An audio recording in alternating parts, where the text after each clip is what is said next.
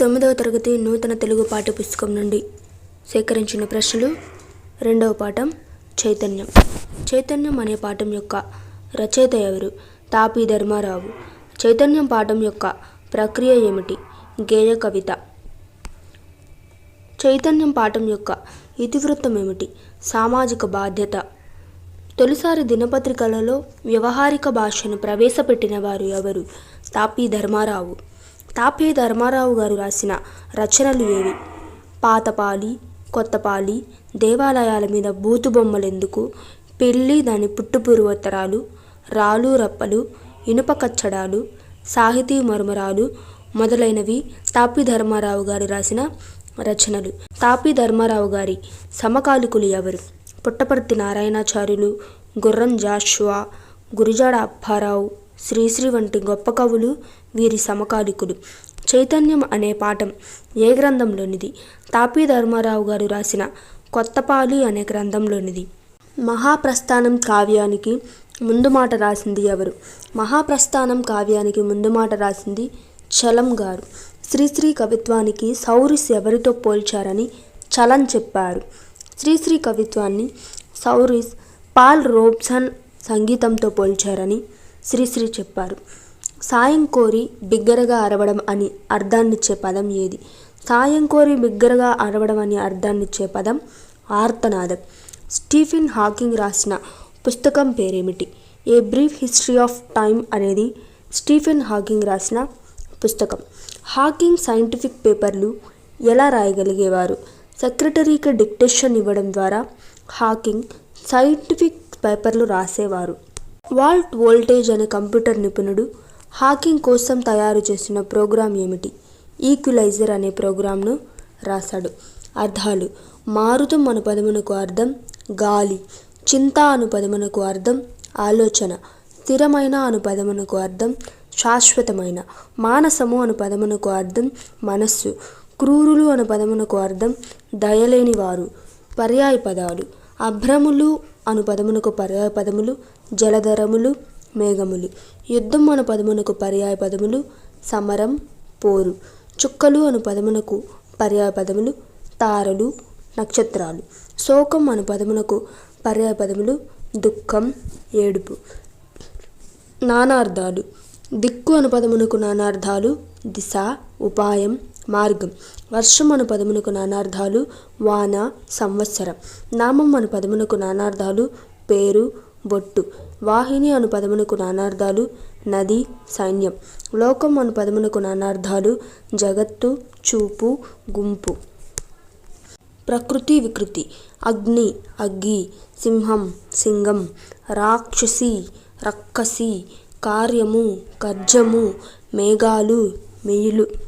సందులు: రాజేశ్వరి, రాజా ప్లస్ ఈశ్వరి, రాజేశ్వరి. గుణసంధి: పరోపకారం, పర ప్లస్ ఉపకారం, పరోపకారం. గుణసంధి: మహర్షి, మహా ప్లస్ ఋషి, మహర్షి. గుణసంధి: నూతనోత్సాహం, నూతన ప్లస్ ఉత్సాహం, నూతనోత్సాహం. గుణసంధి. గుణసంధి సూత్రమును తెలుపుము. అకారానికి ఈ ఊరులు పరమైతే వరుసగా ఏ, ఓ, అర్లు ఏకాదేశంగా వస్తాయి. సమాసాలు: కర్మాధారయ సమాసమునకు సూత్రం విశేషణానికి నామవాచకానికి అనగా విశేష్యానికి సమాసం జరిగితే దాన్ని కర్మాధారయ సమాసం అంటారు. దీనిని సమానాధికరణం అని కూడా అంటారు. విశేషణ పూర్వపద కర్మాధారయ సమాసమునకు సూత్రమేమనగా విశేషణం పూర్వపదంగా అనగా మొదటి పదంగా ఉంటే ఆ సమాసాన్ని విశేషణ పూర్వపద కర్మాధారయ సమాసం అంటారు. ఉదాహరణ: తెల్ల చొక్క, తెల్లనైన చొక్క. తెల్లని అనున్నది విశేషణం. ఈ తెల్లని అనేది పూర్వపదం. పూర్వపదం అనగా మొదటి పదం. చొక్క, చొక్క అనున్నది నామవాచకం. ఇది ఉత్తర పదం. ఉత్తర పదం అనగా రెండో పదం. పై ఉదాహరణను మీరు గమనిస్తే తెల్ల చొక్క అనే రెండు పదాలు ఉన్నాయి. మొదటి పదం తెల్ల, ఇది విశేషణం. రెండో పదం చొక్క, ఇది నామవాచకం.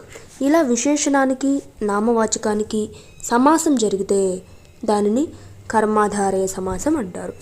కింది పదాలకు విగ్రహవాక్యాలు రాసి సమాస నామం తెలపండి. పాత రోజులు, పాతవి అయిన రోజులు. విశేషణ పూర్వపద కర్మాధారయ సమాసం. రోజులు అనున్నది నామవాచకం, పాతవి అనున్నది విశేషణం. ఈ విధంగా సమాసం జరిగినట్లయితే విశేషణ పూర్వపద కర్మాధారయ సమాసం అంటారు. మంచి దారి, మంచిదైన దారి విశేషణ పూర్వపద కర్మాధారయ సమాసం. కొత్త పుస్తకం, కొత్తదైన పుస్తకం విశేషణ పూర్వపద కర్మాధారయ సమాసం. నల్ల పూసలు, నల్లవైన పూసలు విశేషణ పూర్వపద కర్మాధారయ సమాసం. కొత్త కోక, కొత్తదైన కోక విశేషణ పూర్వపద కర్మాధారయ సమాసం. ఎర్ర గులాబీ, ఎర్రదైన గులాబీ విశేషణ పూర్వపద కర్మాధారయ సమాసం. లేత మొగ్గ, లేతదైన మొగ్గ విశేషణ పూర్వపద కర్మాధారయ సమాసం. విశేషణ ఉత్తరపద కర్మాధారయ సమాసమునకు సూత్రము తెలుపుము. విశేషణ ఉత్తర పదంగా ఉంటే అనగా రెండో పదంగా ఉంటే ఆ సమాసాన్ని విశేషణ ఉత్తరపద కర్మాధారయ సమాసం అంటారు. ఉదాహరణకు కపోత వృద్ధము, వృద్ధమైన కపోతము. కపోతము నామవాచకం. ఇది పూర్వపదంగా అనగా మొదటి పదంగా ఉంది. వృద్ధము, వృద్ధము అన్నది విశేషణం. ఇది ఉత్తర పదం అనగా రెండో పదంగా ఉంది. పై ఉదాహరణలో కపోతము, వృద్ధము అనే రెండు పదాలు ఉన్నాయి. మొదటి పదం కపోతం, ఇది నామవాచకం అనగా విశేష్యం. రెండో పదం వృద్ధము, ఇది విశేషణం. విశేషణ పదం ఉత్తర పదంగా రావడం వలన ఇది విశేషణ ఉత్తరపద కర్మధారయ సమాసం అయింది. కింది పదాలకు విగ్రహవాక్యాలు రాసి సమాసనామం రాయండి. మృదు మధురం, మృదువైనది మధురమును విశేషణ ఉభయపద కర్మాధారయ సమాసం. సరస గంభీరం, సరసమును గంభీరమును విశేషణ ఉభయపద కర్మాధారయ సమాసం. నిమ్నోన్నతం, నిమ్నమును ఉన్నతమును విశేషణ ఉభయపద కర్మధారయ సమాసం. ఎగుడు దిగుడు, ఎగుడును దిగుడును విశేషణ ఉభయపద కర్మాధారయ సమాసం. విశేషణ ఉభయపద కర్మాధారయ సమాసంకు సూత్రం ఏమనగా సమాసంలోని రెండు పదాలు విశేషణాలై ఉంటాయి. For example శీతోష్ణం, శీతం ఉష్ణం. పై ఉదాహరణలో మొదటి పదం మరియు రెండవ పదం రెండు విశేషణాలే కావడం వలన ఇది విశేషణ ఉభయపద కర్మాధారయ సమాసం అయింది. అలంకారాలు. భాగవతమున భక్తి, భారతములో యుక్తి, రామకథయే ముక్తి. ఈ కవితలో మీరు గమనించినట్లయితే పై కవితలో పాదాలన్నింటి చివర ఒకే లయతో కూడిన ప్రాస పదాలు వచ్చాయి కదా.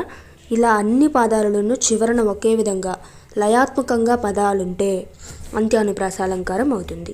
పై కవితలోని ఒకే లయతో కూడిన ప్రాస పదమేమనగా తి.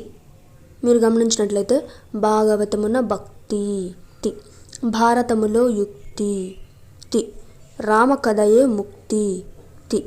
ఈ విధమైన ఒకే లయతో కూడిన ప్రాసపదాలు వస్తే వాటిని అంత్యానుప్రాస అలంకారంగా గుర్తించాలి.